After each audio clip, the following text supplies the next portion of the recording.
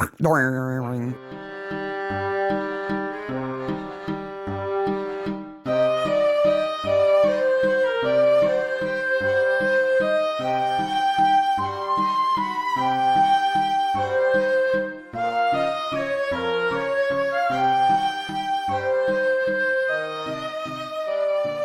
Maniacs. Hey, Maniacs. It's Midsomer Maniacs. Midsomer Maniacs is a comedy recap podcast dedicated to the ITV series Midsomer Murders. We're dedicated to it. Each week, we dig into an episode of the show, including the murders, the mayhem, and the loonies, and everything else we love. I'm Mark. I'm Sarah, and this week we're talking about Season 22, Episode 2, The Stitcher Society. I have a question for our listeners. Uh-huh. Were your ears burning yesterday? Oh, they should have been. Boy, we were talking about you guys. So we were invited to teach a class at this thing at Indiana University, where we both work, called the Mini University, which is open to alumni of the university and largely attracts, I would say, alumni who are over 60. Yes. So these are lifelong learners of a mature age. I was the youngest man in the room. They come back for a week and they take classes on, they're like 1 or 2 hour classes on anything. Yeah. So we went and ran a session called Murder Most Cozy, a podcast, a love story, and a discovered community. And in that session, one of the things we did to establish community and establish that we had established a community is I went through all the emails, Instagram messages, and tweet messages that you guys have sent us. And we excerpted some quotes from those and put them up on the slides, not identified, but because there were just so many moving messages, especially from the middle of COVID, where people were saying that just having something to listen to that made them laugh was just so useful to them. It was so beneficial. And I really wanted to demonstrate to this audience that lots of good can come out of even a silly podcast, that's just about a TV show. Yeah, I just want to say, if you have been touched by our podcast, the feeling is absolutely mutual. Yeah. We have absolutely been emotionally benefited by doing this podcast. Well, and we were able to show this audience of older folks that our audience is their demographic. A good segment of our audience is their demographic. So you also were able to inspire some of your peers who thought they were too old to figure out how to listen to a podcast. You can't say that anymore because look, people found us and how to listen to it. So if they can do it, so can you. It was fun. It was really fun. So keep those cards and letters coming. We absolutely love every one of them that we get. Yeah. And we get them daily now. We read every one of them. We read every single one of them. And thank you so much for listening and being part of our community. Oh. Okay, so now can we be goofy? Yes. So all right. We're going to talk about this show and tell you who the killer is. Yeah. We spoil the episode. If you've never listened before, just know we're about to ruin it for you. And so if you haven't seen it, stop right now. Listen to the mini episode that is spoiler free that we put out for this episode of the show of Midsomer Murders prior to it. Episode 11, The Stitcher Society Ninja Heart Patients. Yes. Then watch the episode and then come back and listen to this because we're about to ruin it. Guess what? Hannah did it. Yep. If your the kids, blonde Amazon is the killer. If your kids are old enough to watch the show and do kendo, they're old enough to listen to the podcast. This is a fun episode. I've got so many questions about it, though. Things that I just don't understand. In the mini episode, we're like, la, la, la, la. And we go through a bunch of stuff. It's like 20 minutes long, the mini episode. And then we're like, oh, by the way, kendo. What? So in the mini episode, we pointed out that a few things that we thought that you should watch for if you wanted to watch like a maniac. So let's just review real quick. We said that there was some interesting extra action going on at the cop shop, including a lady who was way too close to her monitor. We talked about the taps in the pub. Yep. We talked about the weird paintings in Alberta's lounge. Wow. Nellie the elephant and a hidden soldier. Yes. And we also talked about in the mini how in this village, everyone over 50 has had heart surgery and how weird that is. And then we talked about cancer maps and weird things to the point where we discussed diurnal patterns and butter in the water. So we said butter water or lard water or Butter something. water. Like there must be some high level of cholesterol or some other environmental factor that causes everybody in this village to have heart disease. On rewatching it, though, I figured out that half of the members of the society, of the Stitcher Society, are spouses of people who have had heart surgery. Yes. Which I didn't really appreciate, when I watched it the first time, because it's just like all these people must have had open heart at some point, or they're married to somebody who has, I guess. It's a gym. still It's a a very gym. niche gym. It's a niche gym. Yeah. Yes, so for sure. We're in Tamworth Springs for this episode, which I think it's the first time we've been in Tamworth think so. Springs. Somebody can I think correct us so. if we're wrong. There's a pub called the Cock and Rabbit, The Cock and Rabbit. which is a real pub in Great Missenden. It's also known as the Lee. I couldn't quite figure out whether it's still called the Cock and Rabbit or it's now the Lee, because it's sort of listed as both. And it might be for sale for £999,000. It does have guest rooms in reality, and Do you it think we looks could open a exactly mi- like it. Do you think we could open a Midsummer pub? Yeah.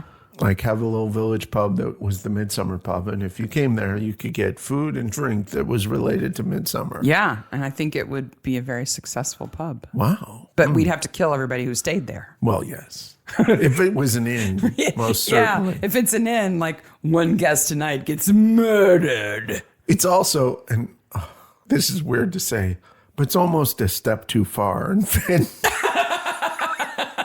he said, after 128 Yeah. episodes. Well, neither of us have midsummer tattoos or anything, so, we haven't gone too far. No.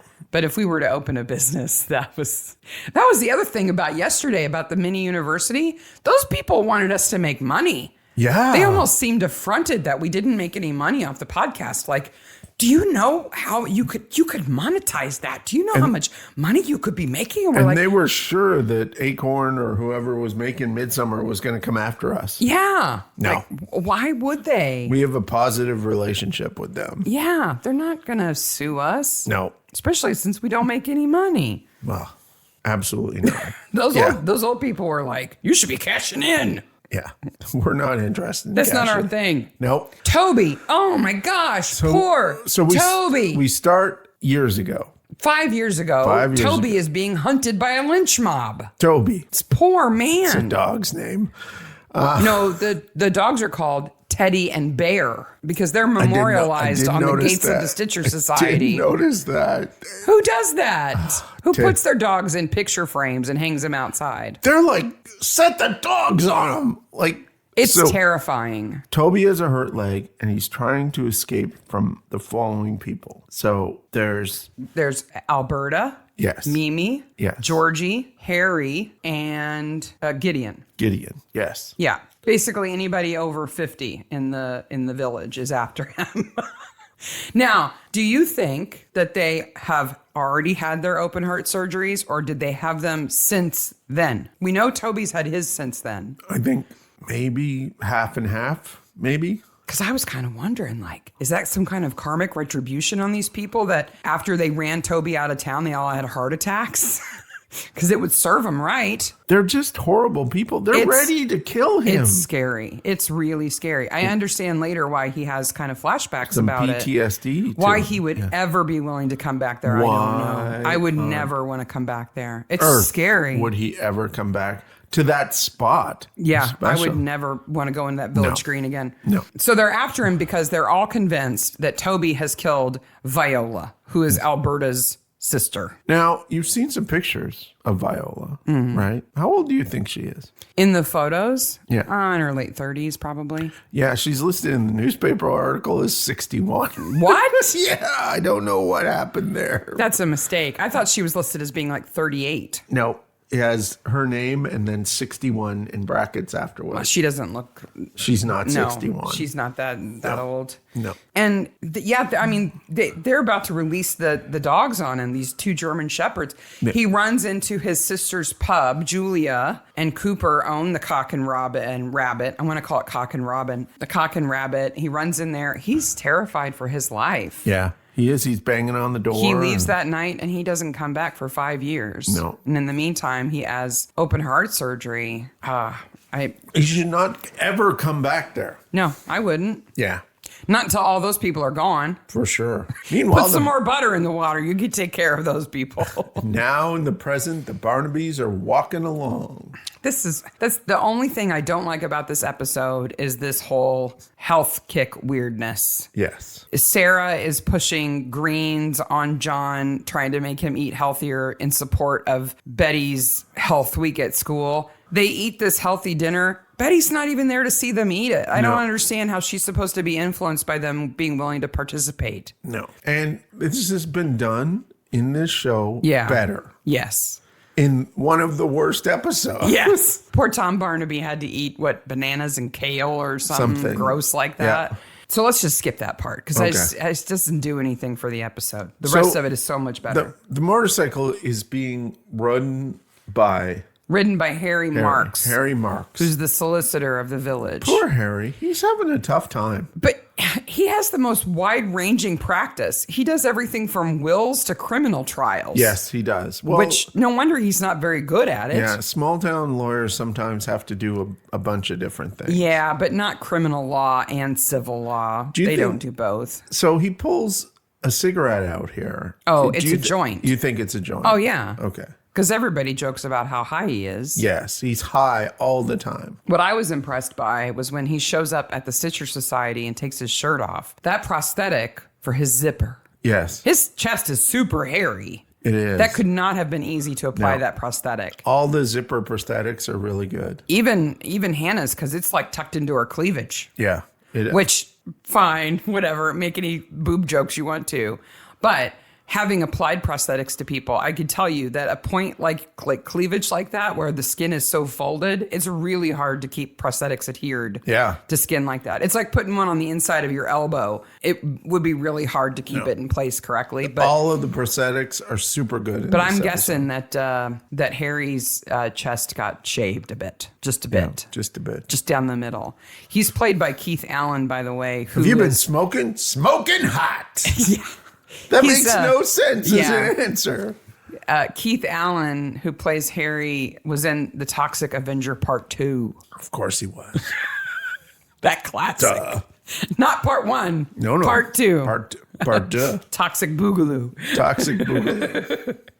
We didn't talk about this in the mini, but we should have. Mm-hmm. Because he comes into the Stitcher Society and then he goes up to the desk to talk to some character who really should not even be there. Yeah. He's there. There are two characters in this episode who are completely useless. I'm guessing that you're talking about Gideon and Erica. Gideon and Erica are complete.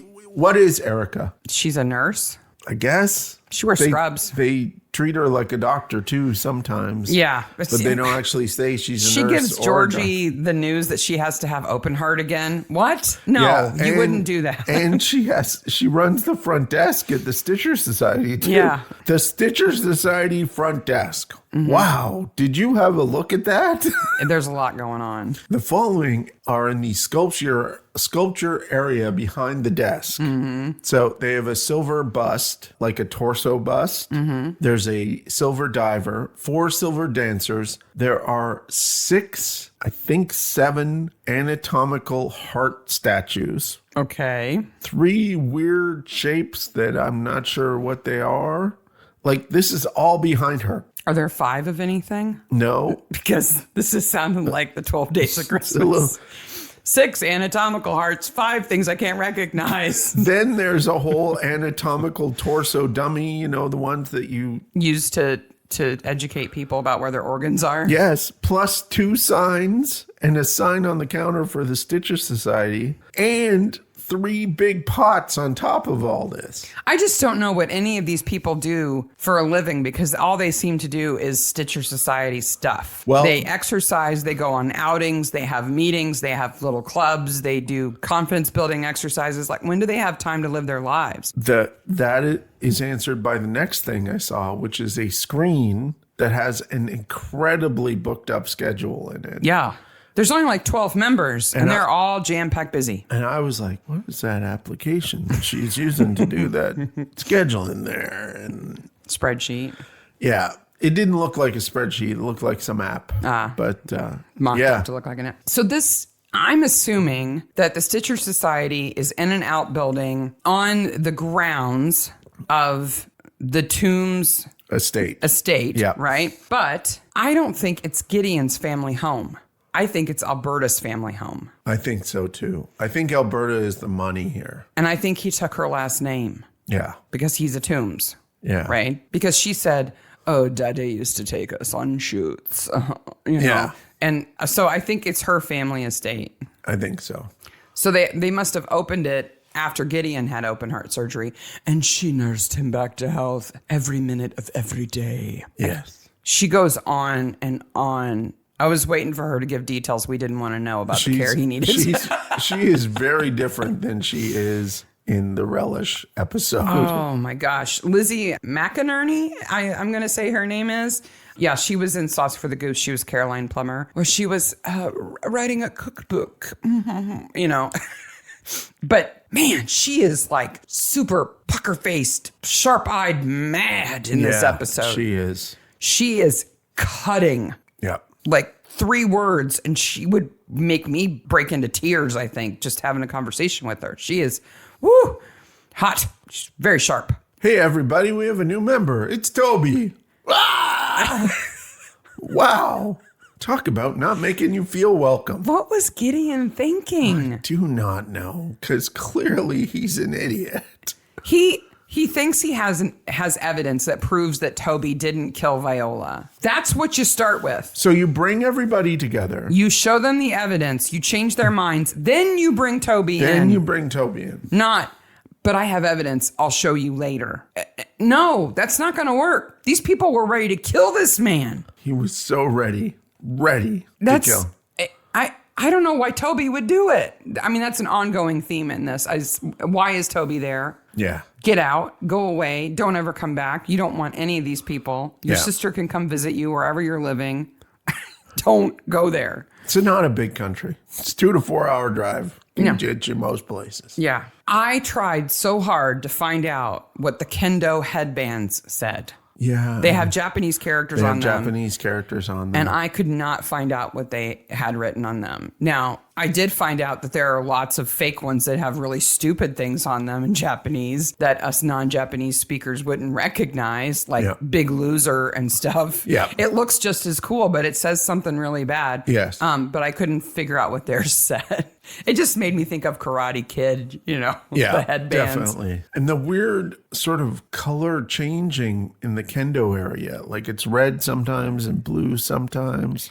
They make strange use of rice paper wall screens in the whole episode. Like when Georgie's on the rowing machine and we see her in silhouette, it's just strange. It's like overly stylized. It's unnecessary. Did you like the credit montage of the kendo fighting? Yeah. It's definitely Hannah. I don't know who she's fighting, but it's definitely her hair. Hannah. Yeah. So Reuben gets impaled on a sword in the park on the village green. After he deletes a call. Well, he's talking to Julia. Yes. Right? So he's deleting Steinem from his phone. Logistics always get to me. Yeah. So Hannah goes to the Stitcher Society. Yeah. Puts on her gear, walks to the park, which is just right there. The green is just right there. But no one sees her. Nobody sees her do it with a sword that she has modified, right? Because these are rattan swords. So it's like a stick of bamboo that has been split in multiple ways and then like bound back together again, right? Yep. So it has like a flare at the base. Now they still hurt. Oh yeah, they hurt. Yeah. But she somehow removes the last like third of it and replaces it with a blade. Yes. It's not even a blade. It's like a stiletto dagger almost. Yeah. That's like wedged in the end of it. Yeah. And then waits for him to be there on the phone. How does she know he's going to be there? I don't know. Yeah. I mean, well, okay, wait a minute. We do know because Hannah knows that Georgie is going to meet with Reuben and talk to him. Oh, yes, that's true. Because she says later, oh, she did meet with him. Yes. So she must have seen him walking on his own and not known whether he talked to her or not. He had not met with Georgie yet. Right. But she knew that he was supposed to be out there. So maybe she had tried to talk Georgie out of meeting with him, knowing that he wouldn't know that they weren't going to meet, so he'd be out there on his own. Yeah. Anyway, she basically impales him on the sword and leaves him on the ground with it sticking out of him. Yep. Which Fleur then gets to pull out. Yes. When I was in Japan. When in Japan. So then I really want a show that is the history of Fleur. Yes. Because she's had an awesome life. I want to know what she was like as a younger person, what she was like in med school, all of the various boyfriends she's had. So she speaks Japanese there too. At least a little bit. Yeah. She says arigato o genki de, which is thank you, take care. Yes. Basically. Yeah. So then they go talk to the widow, of course. And at the widow's house, so this is not the red room. We'll get to the red room. Yeah, this is not the red lounge. This is another room in the house. I think it's a morning room. I'll tell you what it is. It's the knick-knack paddywhack room. It's the library, maybe. It's got walls of bookshelves. There's 2 bookshelves that we see clearly, and there are so many nicky-nacky things on top of there. It's crazy. The only thing I noticed was a book that was by Peter Benchley, who wrote Jaws. Yes. It's right at eye level behind Barnaby's head. What did you see? Like there's easily 200 knickknacks on top of the shelves. Like there's when you're wealthy, other people dust for you. You know those little figurines of animals that are like made of the little pottery stuff. I don't know what it's called. Yes, there are whole bunches of those and cups and just so many things on top of there. So now I got obsessed with what was on top of bookshelves. Alberta is justifiably nasty, right? Yes. Her sister was bludgeoned to death and nobody has ever been charged with it, yes. right? She's convinced that Toby did it. Yep. We know he didn't, but she doesn't. And I understand that all the evidence points to this person. You want somebody to answer for it, right? So I sympathize with her thinking Toby did it and being really bitter about having no justice. I sympathize with that. But then the way she turns that nastiness into a kind of a personality is impressive.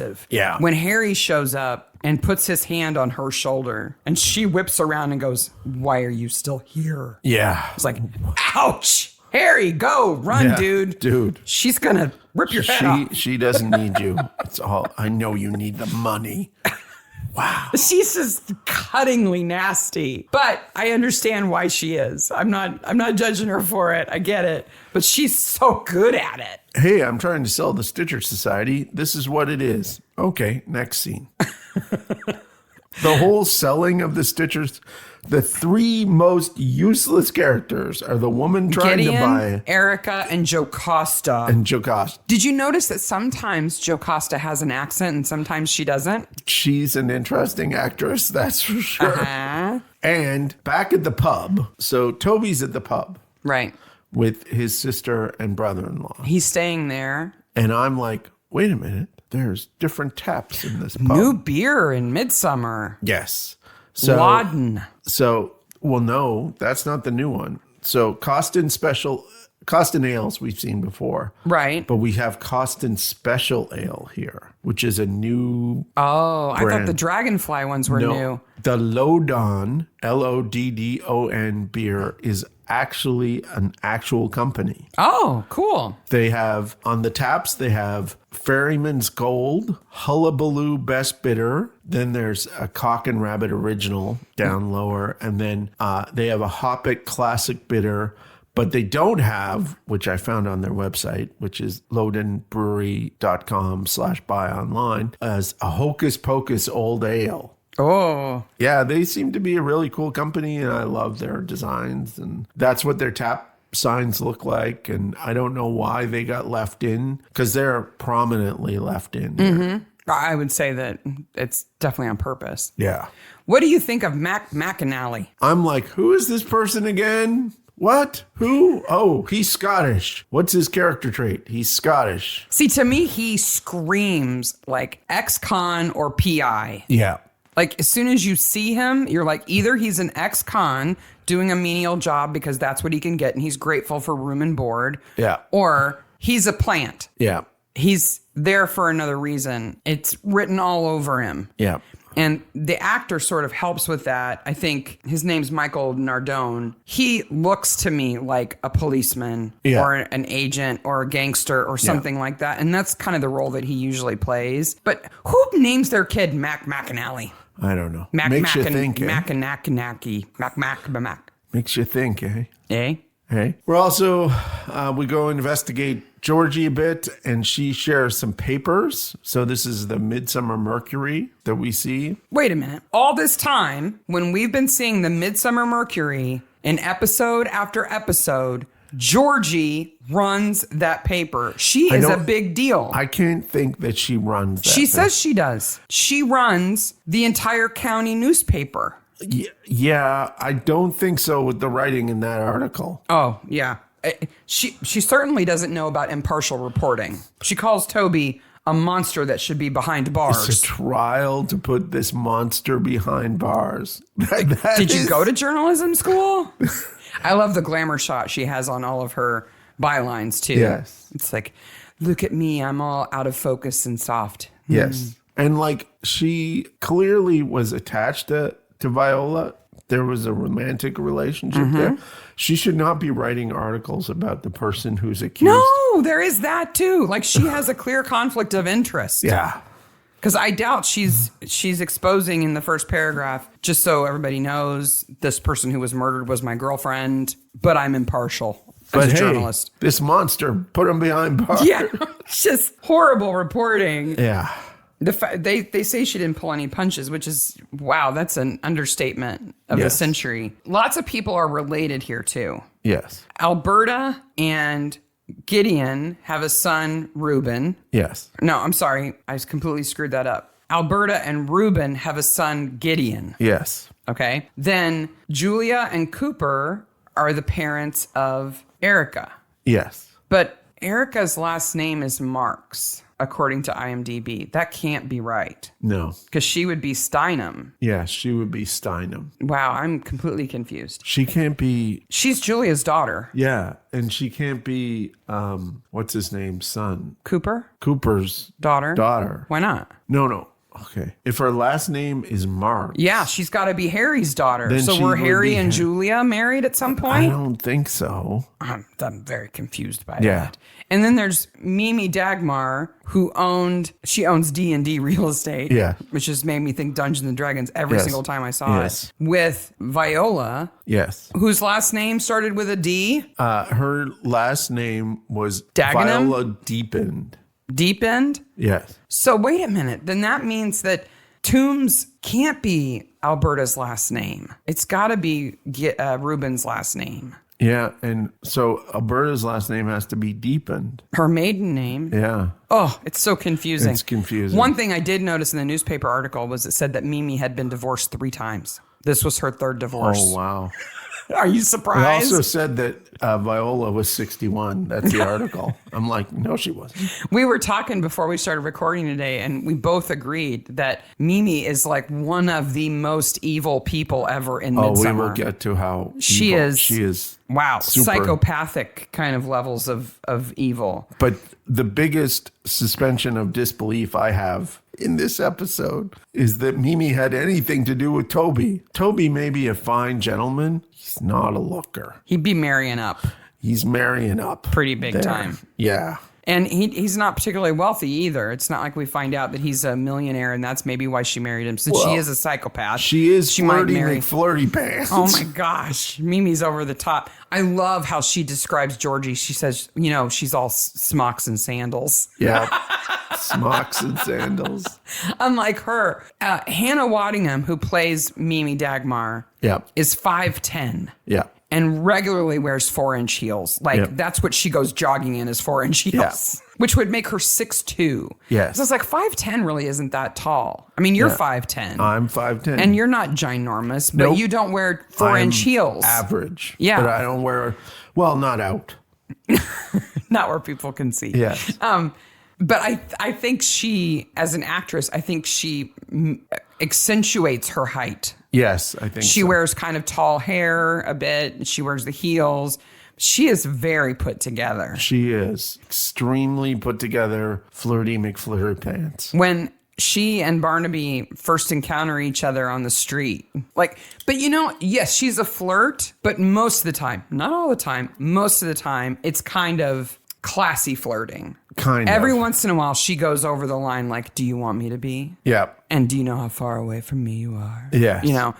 But I can see how some of her flirting would work because it's very flattering to the person she's talking to. She goes, I married a wrong'un. I'm like, you are a wrong'un. You're a wrong'un. He married a wrong'un when he married you, you psychopath. Coronary disease is a gold mine. Oh, whatever.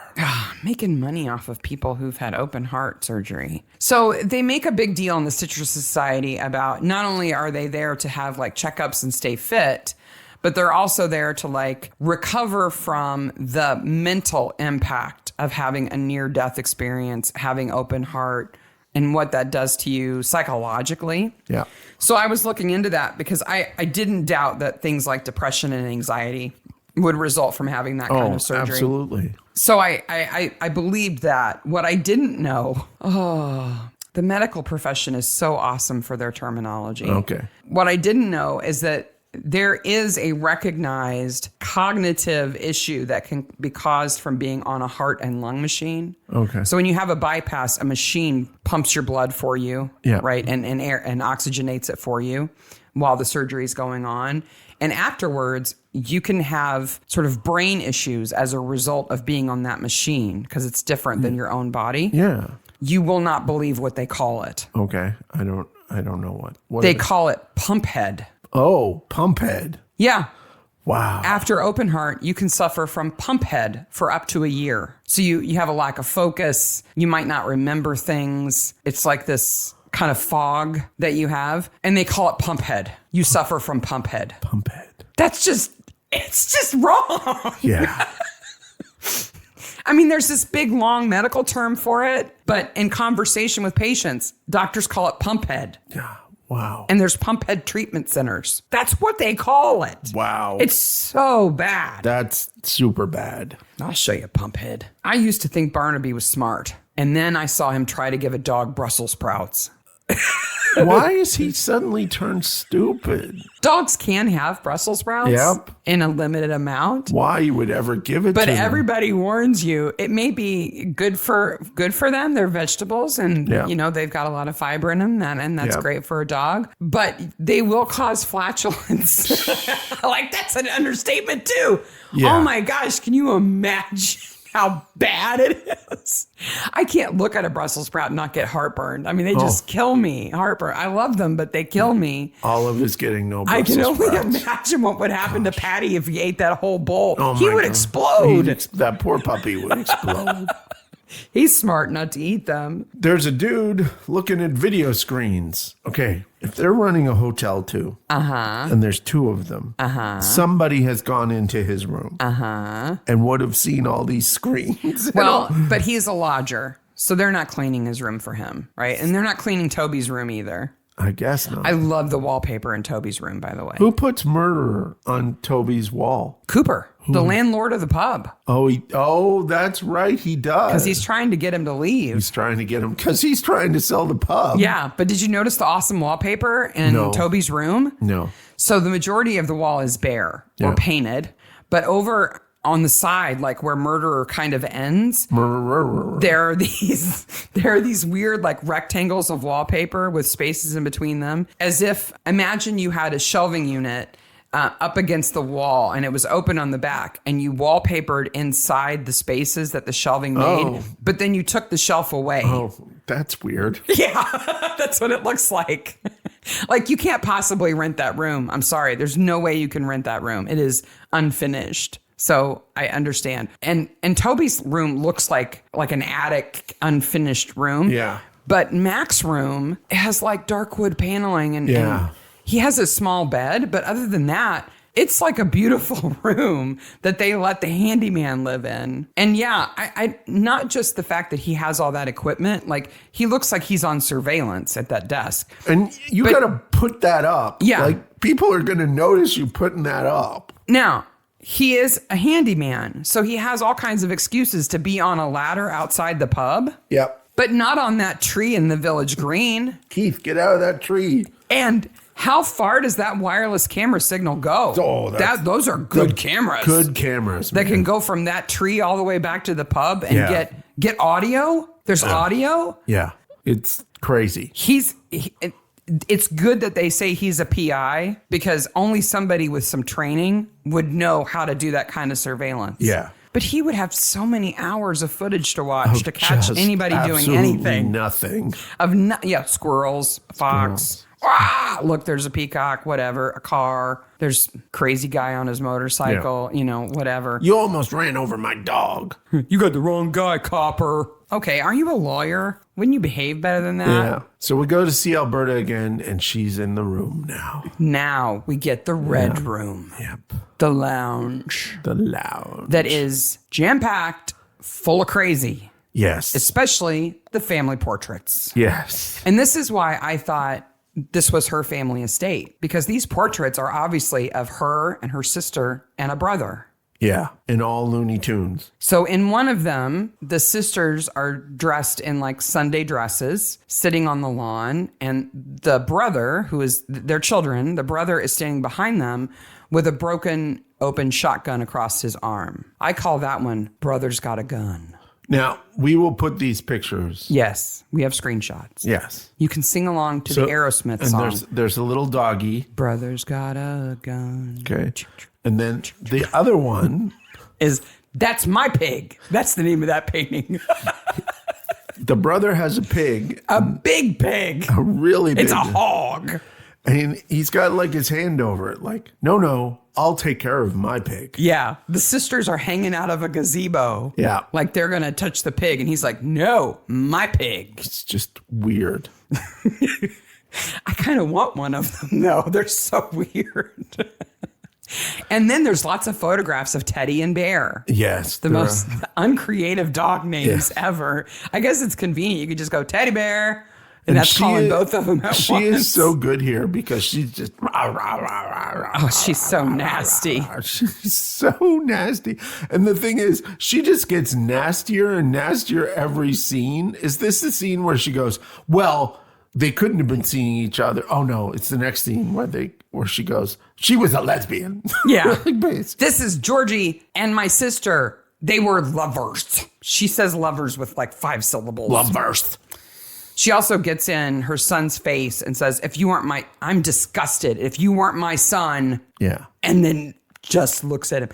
She also does this awesome eye twitch. I think she's one of the best actresses because she's got episode. Big eyes. Yeah.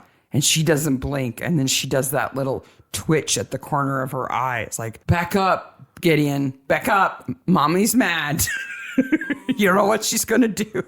By the way, Georgie, you need another surgery. That is not something you break to somebody in their living room. Without any kind of medical facts. No. By the way...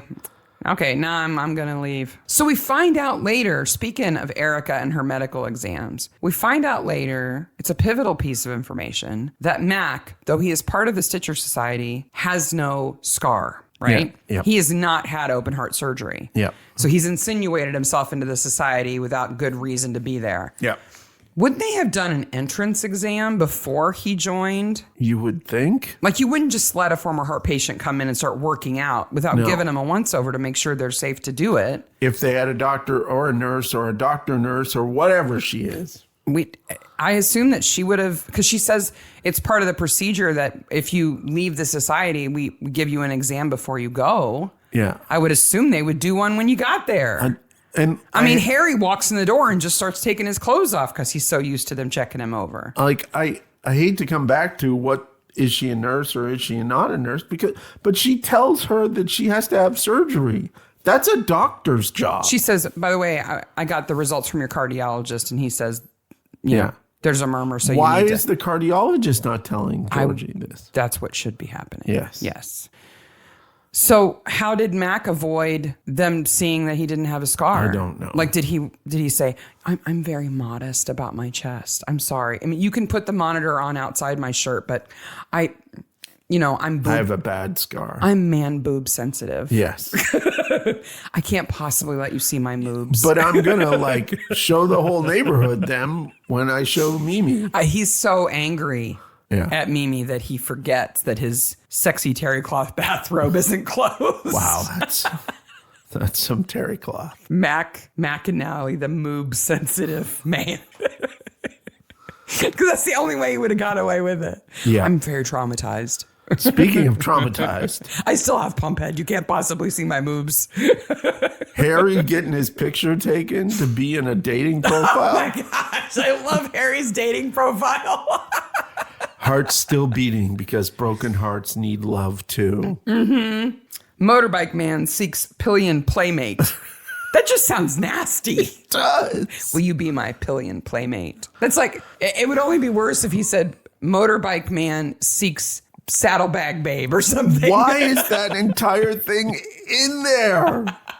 It just has no need to be there at all. And all the photos he already has on his profile are of him in a helmet and goggles and his scarf pulled up over his face. Yeah. So he looks like he's either selling the motorcycle or trying to escape from justice, but neither are going to get him a date. So then he has Cooper come over and take a photo of him in the dark. Yeah. Hands in pockets or hands without. Why the people are dying? Yeah. And Harry's trying to get a date. I did like the motorcycle handlebar lamp that he has. Yes. That's kind of cool. Yeah. But I thought it would be kind of bright. Like the light would be strange from it. At first I was like, is he getting home delivery of booze? Yeah. Cooper does stealthy home delivery of 2 4-packs of beer. He's creeping around. Georgie is leaving Harry's office when Cooper shows up with the beer to take the dating photo. She's leaving because that sentence just came out of your mouth. She's leaving because she's just seen Harry to have him help her change her will in favor of Toby. Harry still thinks, he's still convinced that Toby murdered Viola. Why would he agree to change Georgie's will? So would not agree to do that. No, he wouldn't. I mean, now, granted, she's going to pay him for an hour of work or whatever. He's going to take it. But I think he would try to talk her out of it for quite a while and probably put it off and you think about it until tomorrow and then I'll do it. I don't think he'd be like, okay, I'll let the killer have all your stuff if something happens to you. I want to talk to Georgie about her exercise regime. Okay. So first of all, you just got news from your cardiologist that you need another surgery. Yeah. So let's go exercise Maybe real it's hard. not the time to exercise. Yeah. Second of all, have you never heard of warming up and cooling down? You want to say that you don't know what Erica does for a living? I can tell you what she doesn't do. She doesn't give good advice. No. Because she's the one who's just told Georgie she has to have surgery again. And she's also the one who gives the okay for Georgie to work out alone. So then Georgie puts in Barber of Seville and listens to it as loud as possible. Is that good workout music? No, it's not. Figaro, Figaro, Figaro. I can't imagine rowing to Figaro. Now, it does have that cool thing where she has a heart monitor on and they use it to show that her heart. Yeah, because it's clipped to the front of her tank top. It took me a while to figure out what that was. Because at first I thought it was like a river stone, like a pebble. Balancing on her cleavage. Why does she have a hot stone, massage stone, balanced on her boobs? Because she's all sandals and hippies. She's all smocks and sandals. Yeah. But it's a monitor. So that makes sense. Yeah, because then she gets to flatline. Yeah. So this is now where they go and talk to Georgie. No, she's dead. Goes to talk to Alberta about being the other woman. Yeah. And she's like, it's not Georgia. She was sleeping with my sister, so it couldn't have been her. Yeah. That was luring my husband away. Because they don't yet know that Ruben and Julia had a thing. Yeah. Right? Because why would they? If Ruben was part of the mob, she's not going to be open to him because it's her brother that they're trying to kill at the beginning. But since Ruben's had this change of heart, like that pun. Yeah.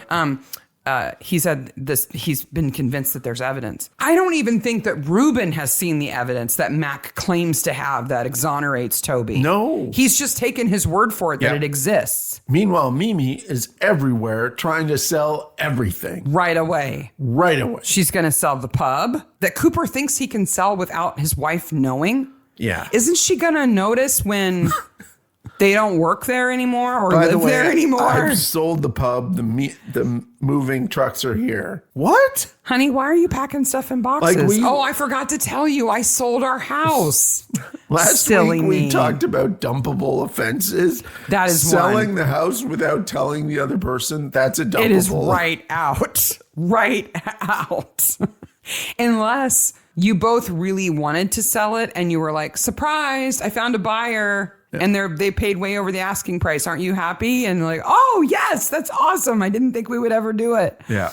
But even then, why would you make it a surprise? That's just stupid.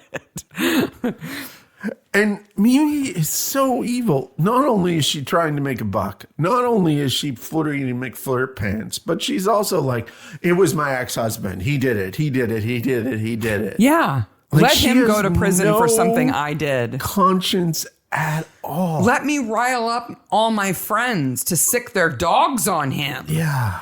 Like, how much do you hate your ex-husband? Yeah. I don't think she does hate him. I think she's just that evil with a smile the whole time. Yeah. So Georgie gets strangled, right? Yes. With what? A ribbon. A ribbon? Yep. That's what the wiki says she's strangled with. Because I couldn't tell. I thought maybe it was like a yoga band. Like one of those rubber bands. Strangled with a red ribbon.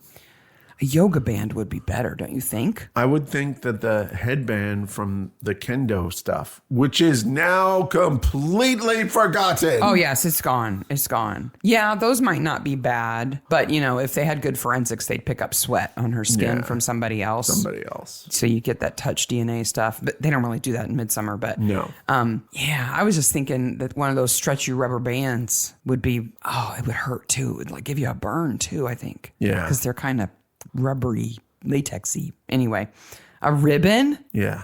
Whatever. That's kind of lame. Flora says she should be getting double bubble. Yep. Do you know what that is? Like overtime? Overtime. Yeah. She should say that in every episode.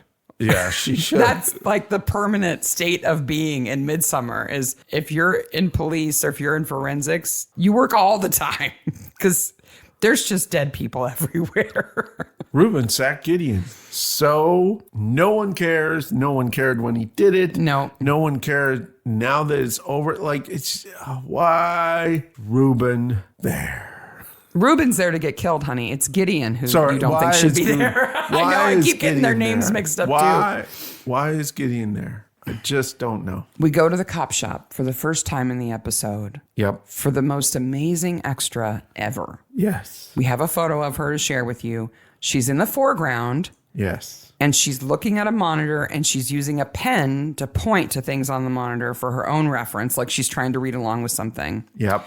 But what she's looking at... And she's got fingers in front of her mouth. Mm-hmm. She's doing it. She's concentrating. She's not the extra that is in Georgie's first room, Alberta's first room, sorry. Just standing around. Just standing around. No, this lady at the cop shop is working hard because she's doing something impossible. She's looking at a grid that's like 3x4 pages of like scanned microfilm documents.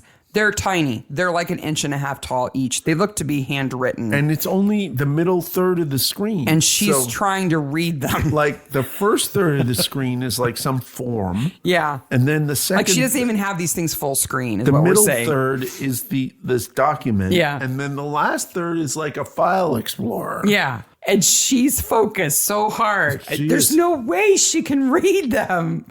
People can't see that you're making buggy eyes right now. She's got buggy eyes and her fingers in front of her mouth. She's doing the impossible if she can read those things. She's working really hard. It'd be like taking microfilm out of the sleeve and just holding it up to the light and thinking you could read it. You just can't do that.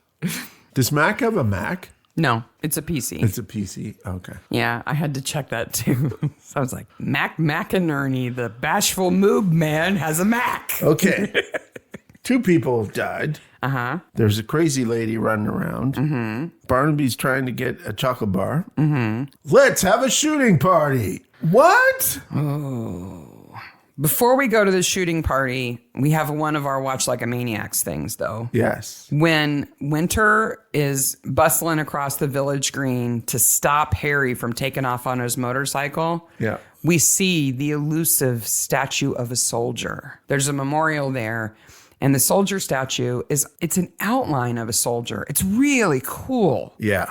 So we've got a photo of it. I even circled it on the photo because it's so subtle you can miss it. It's hard to see. It's side on, and it's really just an outline of a person. But it's really neat. And we said that you could even tell what time of year it was. How did we say? How do you know? By the sun. Well, there's the sun, but the flyer from the clay pigeon shoot. It says November. But he also He has a poppy on? The soldier has a poppy on. Why doesn't Barnaby have one on then? I don't know. He should have one on. They should have poppies on. Yeah, they all would. Everybody should have poppies Yeah, they all on. would, right? Yeah. So yeah, they're gonna do a clay pigeon shoot because they're trying to impress Jocasta. Yes. Why on earth would Toby go to this event? I don't He's know. surrounded by people who have tried to kill him once. And he's like, I'm going to a shooting party with them. Why? That'd be the last place I would be. Yeah. I wouldn't go to a shooting party anyway. Just being that close to a gun would make me so nervous. There'd be no way I could. No. And the pub owner is so shaky. I don't know why he's so shaky. I don't trust any of these people with a gun. Alberta takes over and starts shooting everything. Well, Father used to take us out on the glorious 12th every year, Yeah. which is the day that the shooting season opens for grouse. Yeah. The glorious day you get to go shoot things. But it's Mac's turn now. And he mentions Culloden. It's the final confrontation of the Jacobite Rising of 1745. The Jacobites, the Roundheads, or the Whigs? Don't know which they are. Okay. 16th of April, 1746. The Jacobite army of Charles Edward Stuart is decisively defeated by the British government in Scotland. Why would he mention it? I know he's Scottish. Because he's Scottish, I think. And that was a victory for the Scottish. Yes. Now, So shooting a clay pigeon is like being victorious over a foe in war? I guess so. Okay. They wouldn't shoot anything like the weapon he No, has. not at all. They'd have like flintlocks. Then that Wikipedia article said something that I found incredibly interesting, which was it was the last pitched battle fought on British soil. Do you know what a pitched battle is? I've always assumed that it was a fast battle. Like high pitched. Like high energy battle.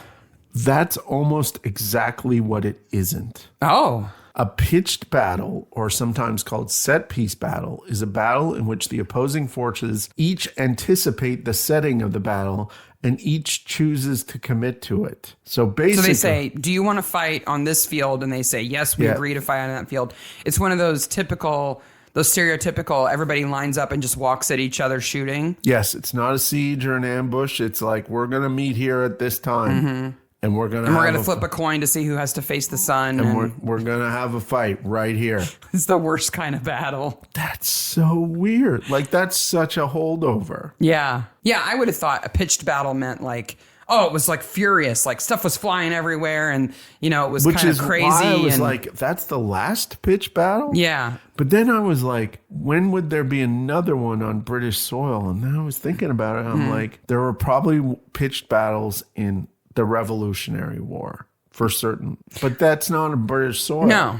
And they only started that way. And then the Americans went, screw this. This is a dumb way to fight. Yeah, we're going to attack you all the time. Yeah, from everywhere. Yeah. Because, we don't play that game. Because that's a losing game. And there may have been some in the First World War, but there was no fighting on the British soil in the First World War. And So there it probably certainly was the wasn't last one. in the Second World War. No. Again, people got smart enough to know Hey, that's Nazis, not how you fight. Let's meet here. And let's have rules. Yes. And we'll play by the rules. Yes. And we'll take a tea break in the middle of the battle. And we'll be allowed to go and get our injured off the field without being fired at. Yeah. It's like it's chivalry. Yeah. It is. it's like a last throwback of chivalry. Yeah. That's no more. No. Blammo. Mac gets it right in the face. So they do this clay pigeon shoot to impress Jocasta. And she says, oh, she's very impressed by that. She's really leaning in now. She might like franchise the Stitcher Society. But she says that she thinks they should change the name to Blood Pumpers Limited. Blood Pumpers Limited. I am here to tell you, audience, listen close. Do not Google this phrase. Okay? Even with your safe search on, without the limited part, don't. Oh my gosh, no. And I'll tell you why, so that you're not tempted by curiosity, because if you're like me, that'd be the first thing I would do. Somebody says, don't do it. I'm like, I'm going to do that. Yep. There's really only one thing that those two words together reference, blood pumpers, as like a phrase with quotes around them. And it is, I'm not even going to call it gay porn. Okay. Because gay porn is totally legitimate for gay people to watch, and more power to you. It's beyond that. Okay. And it is not, nobody needs to see it. Okay. Wow. Ooh. So don't. Okay. Anyway, now I have pump brain. I need to pump head. Woo! Okay, scrub that. Anyway, don't do it. So they go and they have the shoot. I love the way they handle Mac's death. Yeah. It's really well done. Yeah. There's a big poster that has no reason to be there except to catch blood. Yes. And it's perfect. And so he shoots once and he hits the pigeon, and that's great. And then it's clear that the second tube of his gun, right? It's double barrel. The second barrel has had cloth jammed in it from the breech end so that he wouldn't see it when he put his shell in. And when he puts it in and closes it and shoots it, the bullet has no place to go. So it goes backwards out the breech at his face. And removes his face. But of course, we don't see that. No. Right? We see sort of an explosion kind of like flash on the edge of the screen. And then we see everybody's reaction. Yeah. And it's perfect. But it made me wonder, what did the director do over there for them to all react to it? Yeah. Because it's really hard to react to nothing. I mean, people who act in like movies that are heavily reliant on CGI have to do this all the time now. Yeah. But you wouldn't be used to doing that in a show like Midsomer. So, like, did they just, did they put like ketchup all over Mac's face and like pretend like that's what it would look like? So that, or some poor intern had to come over and like, because they do have some kind of exploding blood pack. Yep. So they set that off and then everybody has to react. Boom. Yeah. Because they all do such a great job of looking absolutely horrified. Well, never mind. Okay. Every time I see anything being filmed, I think that it's all out of order. So who knows what order that was filmed in? What would that matter? What difference would that make? Well, they may have filmed the blood going on the poster first. Right. Because they don't need anybody in that shot. They don't need anybody there. Then everybody gets there, and then they do the regular scenes, and then they do the one where Mac leaves. Like, he doesn't need to even be there. Right. I was just so impressed with the consistency of horror that it's whole very group good. of actors There's a lot of has. good acting there. And I was also impressed with these people who, we have no reason to think that they're gentry, and yet they all managed to have a full set of tweeds in the closet. Yes. For just this occasion, And I can just imagine Hannah leaving going, I got blood on my tweeds. Well, Hannah has, she doesn't have it on in this scene, but she has a tweed hat that's in the promo pics. Oh, yeah. To match the jacket that she's wearing. It's beautiful tweeds. Yep. Talk about blood pumpers. That's a splat on that sign. The language on that flyer is really weird. Yeah. It's almost like everybody's being called to a meeting. Yes. Like, can you please be there? Yeah. But then it says, contact Gideon to sign up. Yeah. What? Huh? Yeah. I don't get it. I don't know why they put all the guns in the dining room table either, or the pool table, or wherever they're at. I don't know. Like, wouldn't you start outside and stay outside? Yeah. Yep. Hey, we got like 10 minutes left in that episode. Let's figure it all out right now. Yep. We got to have the big aha. Okay. So Toby is inheriting Georgie's house. Mm-hmm. How does he get into Georgie's house to hang out there? They give him the keys? We have to pretend there's no probate or anything like that. It just doesn't happen. So then why does Lawyer Marks do the best imitation of being the killer that he can? I don't know. Because he's still really mad at Toby. I don't know why Harry cares so much. I don't know why Harry cares so much. Like, what does it matter to him that Viola's dead? He didn't have a relationship with her. I mean, she wasn't his girlfriend. They don't, I don't know why he's so worked up, especially since he's apparently constantly high. So you'd think he would be all smocks and sandals too, all laid back and whatever. No, he's the I'm pretending to be the killer kind of high. Do you think, by the way, you could tear duct tape wearing leather gloves? It would be tough. I don't think I could. I don't know if I could. You almost have to put a fingernail on the edge of it almost just to get it to rip. Maybe he's really strong. Maybe. I don't know. Barnaby calls his computer expert Fleur. He just calls the only person who's still back at the cop shop. Yeah. And tells her, hey, search that computer. I know you got nothing else to do. And I was really surprised when he hears the scream and sees the door is open in Georgie's place, that he doesn't just take off running, that he calls Winter and says, meet me there. Meet me there. And then what does he do? I don't know if he just saunters over there. He just kind of walks over. I guess. Because Hannah is screaming. Yes. So what has happened is Harry has attacked Toby. Yeah. And bound him. Yeah. And is now about to beat him with a rattan stick. Yeah. Until he confesses that he killed Viola. You have 5 seconds. I was like 1, 2, 3, 4, 5. That's too fast. It's 1 elephant, 2 elephant, 3. We'll get to elephants. So then Mimi comes in. Is she there to sell the house? Like, why is she there? I think she's probably there to talk Toby into selling it and to take measurements. I guess. Or to kill Toby herself. So then Harry has a heart attack. Yes, because he gets too worked up. And we never see this heart attack. No. And Mimi, who now suddenly has such a concern for life. Yeah. Why does she save Harry when she could easily go, oh, Harry was the killer all along? Yeah, and he even killed Toby before I could stop him. Yeah. She could have. Easy. She doesn't. So I guess we're supposed to suppose that this group of people actually do care for each other in some way. She doesn't care about them in any other way. No. She's measuring up Georgie's place like the day she died. Yep.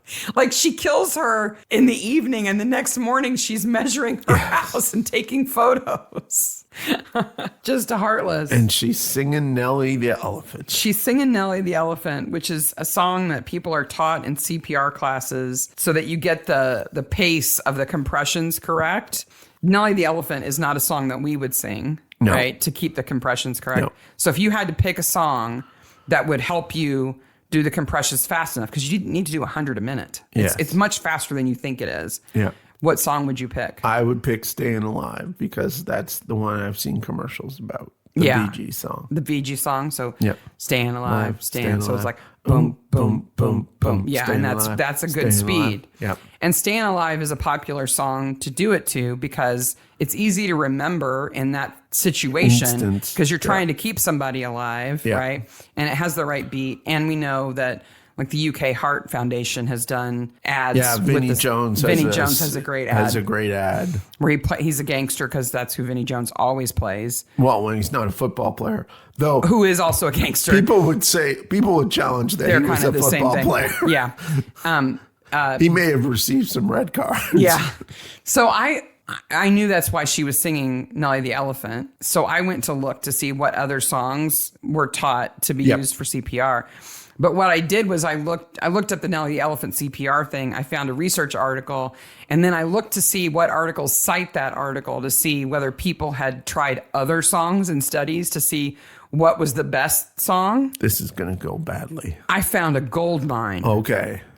So these are scientists trying to choose the right song to teach CPR to for the best outcomes. Something that should be studied scientifically. Absolutely. They should in a controlled manner. What field of study is this?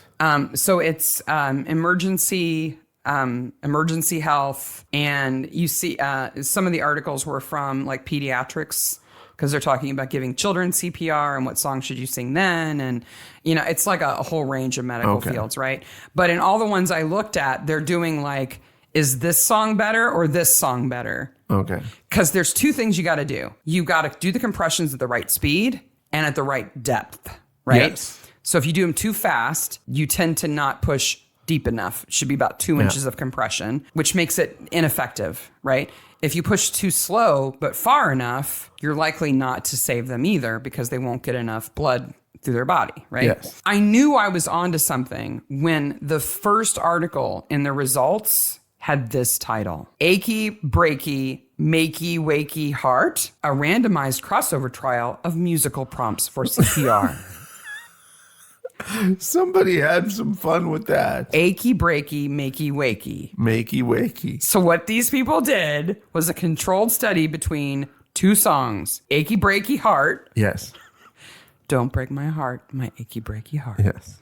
and a song called Disco Science by Mirways.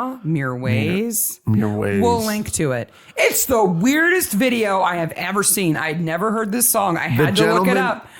The gentleman has worked with Madonna, so... It's like a techno dance song? But that video, wow. Does it even have lyrics? I don't know. I didn't watch it all the way through, I will admit. Oh. After Blood Pumpers Limited, I could not risk it. It is a 90s video of electronic dance music with women who shoot lasers out of their nipples. Yeah. And it's not memorable because it doesn't have lyrics to sing. It takes samples from the Breeders, but that's about it. Yeah. Yeah. So the Breeders, the band. Right. So there's no surprise. Achy Breaky Heart turned out to be a better song for that I song, would agree. for that experiment. Then, of course, there's ones where the second title was Death Before Disco. Okay. The effectiveness of a musical metronome on layperson cardiopulmonary resuscitation training. So they tested whether the Bee Gees' Stayin' Alive was better than a metronome. Oh. Who cares? You don't have a metronome handy. Do you carry a metronome around? I know professional musicians. They don't have a metronome in their pocket. If somebody collapses in the grocery store, they're not like, let me go home and get my metronome so that I can be sure to do this to the beat. Even if you had an app on your phone. Yeah. Like, you're not going to hear it when everybody around you is like, oh my gosh, call the police, call the ambulance. Yeah, Staying Alive is still going to be better. But the next one, the last one I'm going to tell you about, it's a more thorough study. It's more rigorous. Okay. Because they didn't just have one or two songs they tested. They tested 5. Okay. And they purposefully chose a range of songs that they thought most people would be familiar with. Okay. And that would be easy to remember in this kind of panic scenario. Okay.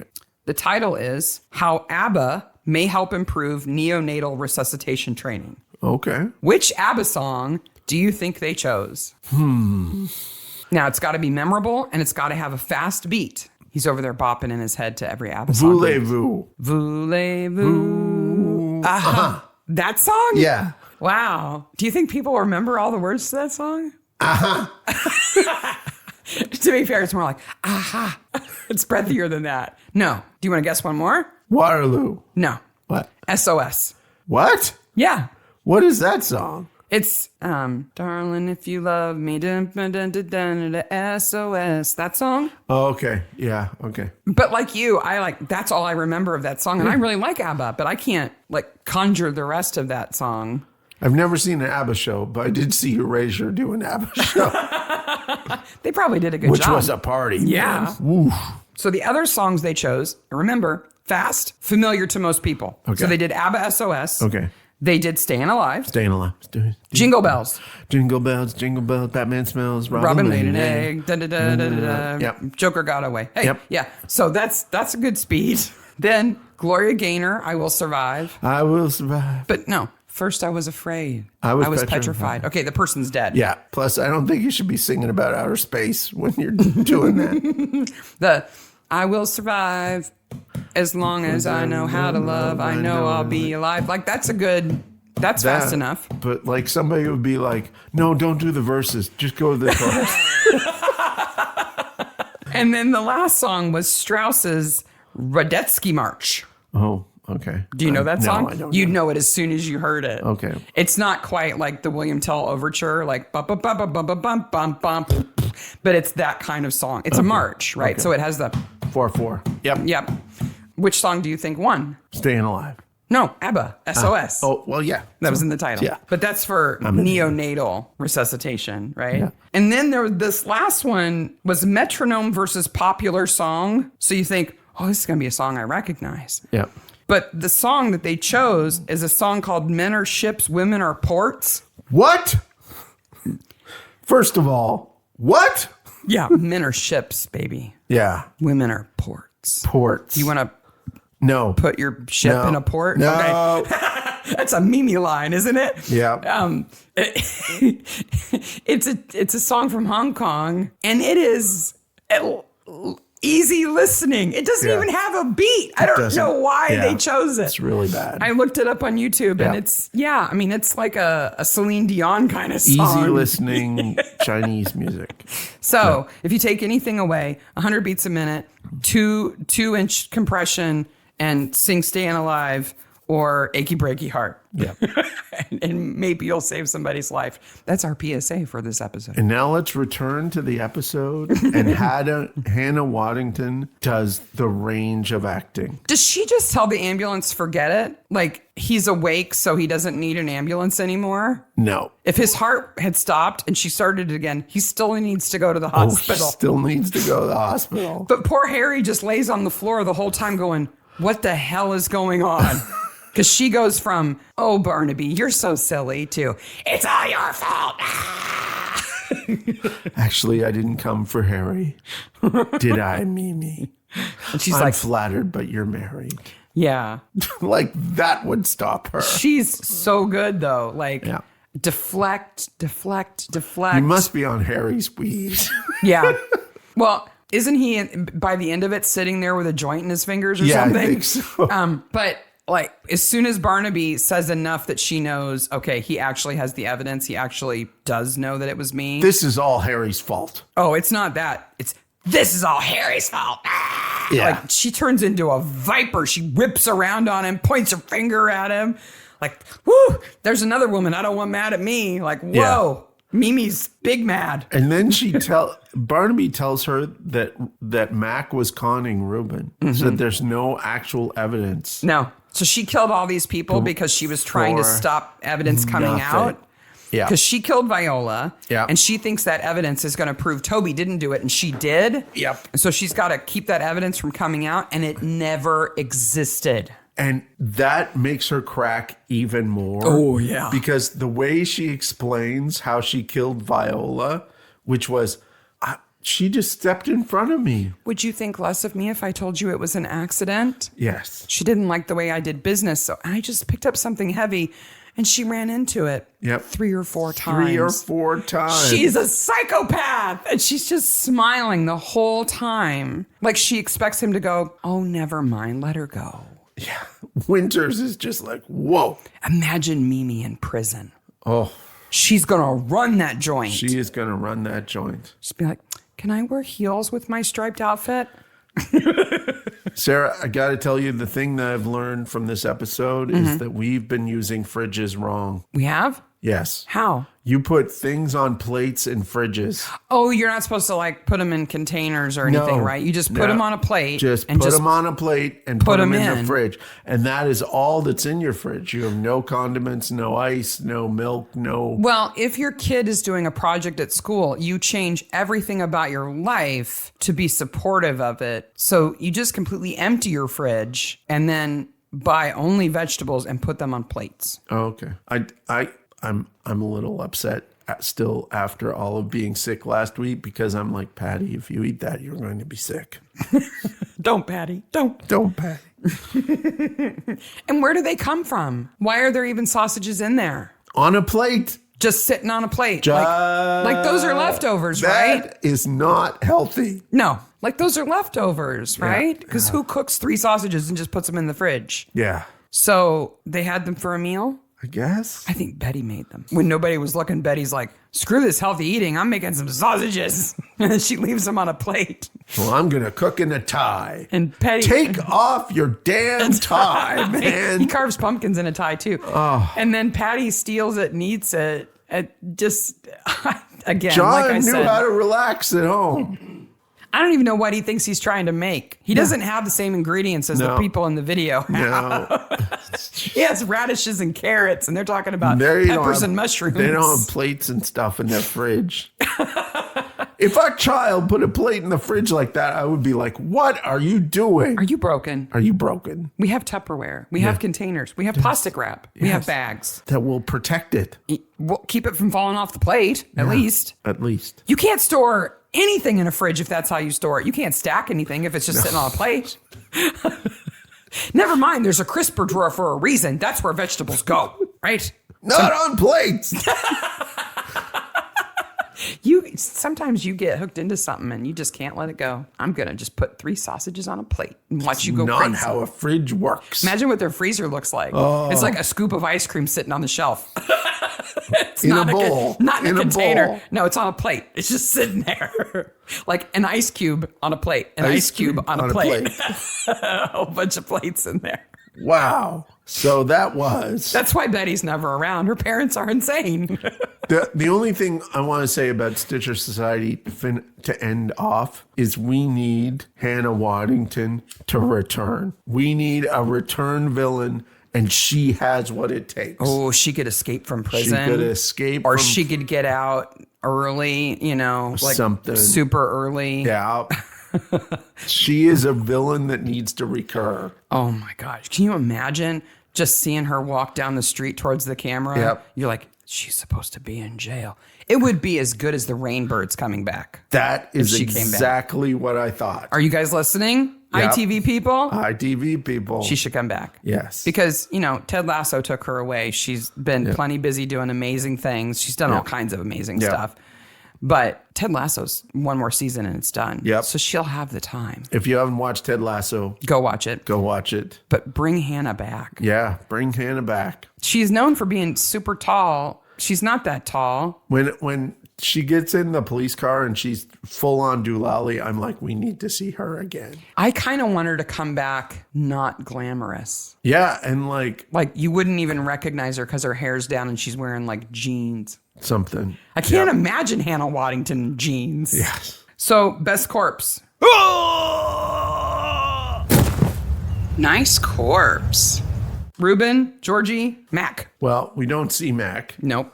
And we see Ruben on the slab, but we don't see Georgie other than, we don't even see her lying dead. No. So we got to go with Ruben because he's the only corpse we really have. Yeah. Though he does a good job because the focus is on his scar, which would be really easy if he was breathing, in any way significant, it would definitely move it. Yeah. And it doesn't. So good job there. Played by Silas Carson, who most recently has played an Ood in Doctor Who for several episodes. Oh. Do you remember what Oods look like? Yeah. They have face tentacles and a little ball that they talk about. Yeah. Yep. I don't know. I mean, he's a handsome man. I don't know why he would want to play an Ood, but it's a good part, I guess. It's a big part. So we're going with Ruben. After the credits, we've already said Mimi escapes from prison and comes back. Yes. Right? But what else is going to happen? Are Julia and Cooper going to work it out, or are they done? I think they're done. You were going to sell the pub underneath me. Well, and she was leaving. Yeah. Why would she convince Toby to come back to the village if she knows she's going to leave with Ruben? No. Are Erica and Gideon going to stay together? Maybe. I don't care. You don't really like them. Yeah. And Jocasta could cause problems between them, too. I don't know. I think Alberta's probably going to take Jocasta out. Yeah. Or just say, no, I own the business. Yeah. And I don't want to deal with you. Because she clearly does not like Jocasta. But how many people are left in the Stitcher Society? Very few. Yeah. Toby's going to leave. Julia's going to leave. Well, Julia was only there because her husband had open heart. Yeah. Right? Yeah. So she's a spouse. So she's out when her husband is out. Yeah. So Ruben's gone. Alberta and Gideon and Erica run it. Okay, so they're still there. Mimi's gone. Yep. Georgie's gone. Yep. Harry could stay. Harry both has to look very hard at his own life and has to deal with the trauma that he just went through. But so we have one person who's still a member, Harry, right? Cooper is going to sell the pub and I would assume leave. Yep. So he's gone. Mac is dead. Toby is not going to stick around. No. So, yeah, I mean, Harry's the only member of the Stitcher Society. It's just him. They could just call it the Harry Society. That's a whole different thing. That's what they called the room where they put the prosthetics on everybody's chest. Yeah, so it's kind of done. Yeah. And that's kind of the whole green of the village, too, because all those people live right on the village circle around the green. There's not much left of this village. No, it's kind of obliterated. Yeah. Wow. So that's the Stitcher Society. You can find Midsomer Maniacs on Twitter, Instagram, and email. We're also posted on the Facebook groups for Midsomer and Acorn and the subreddit and anywhere else we find other maniacs. Fellow maniacs like you. Again, thank you so much for listening. What's our next episode?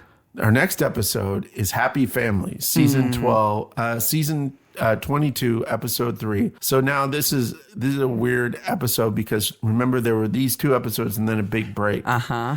And then we did 8 episodes in November of 2021, including 4 minis and 4 regulars, which was insane. We had the pedal down. I think we kind of went a little nuts.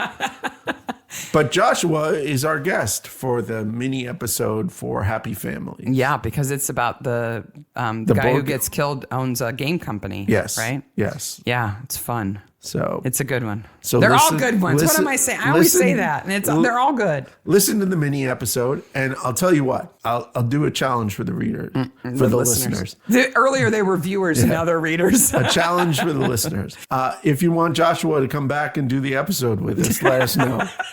And we'll let him know. I think Joshua was so befuddled by even being on the mini. Yes, he was he called us professional. He's like, was strange. You guys are really good at this. I don't even know why you needed me here. And we're like, because you're into games. We thought you could contribute something. You know, it's fun. And we talked very little about You're our friend. And then afterwards he was like, well, that was fun, but I don't know why you wanted me, but I hope I helped. Like, okay, cool. So go listen to the mini. If you want Joshua back, let us know. All right, maniacs. Until next time. Bye, maniacs. Bye, maniacs.